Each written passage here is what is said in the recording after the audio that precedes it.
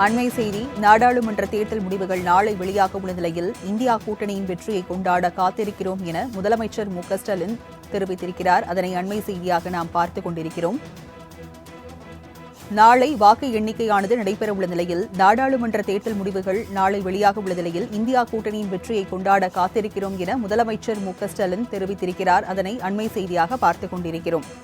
நாடாளுமன்ற தேர்தல் 7 கட்டங்களாக நடைபெற்று முடிந்த நிலையில் நாளை முடிவுகள் வெளியாக உள்ள நிலையில் இந்தியா கூட்டணியின் வெற்றிக்காக கொண்டாட காத்திருக்கிறோம் என்று முதலமைச்சர் மு.க.ஸ்டாலின் ட்விட்டர் வாயிலாக கருத்துக்களை பகிர்ந்துள்ளார். அதனை அண்மை செய்தியாக நாம் பார்த்துக் கொண்டிருக்கிறோம். விவரங்களை செய்தியாளர் செலினா வழங்க கேட்கலாம். செலினா, விவரங்கள் என்ன?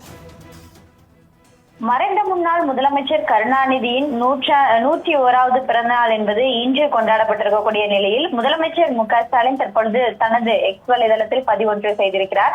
அதில் குறிப்பாக இன்று காலை டெல்லியில் இருக்கக்கூடிய அண்ணா அறிவாலயத்தில் இந்தியா கூட்டணி கட்சியின் தலைவர்கள் சோனியா காந்தி, ராகுல் காந்தி, பருக் அப்துல்லா உள்ளிட்டோர்கள் கலைஞரின் திருவுருவப் படத்திற்கு மரியாதை செலுத்தியிருந்தார்கள்.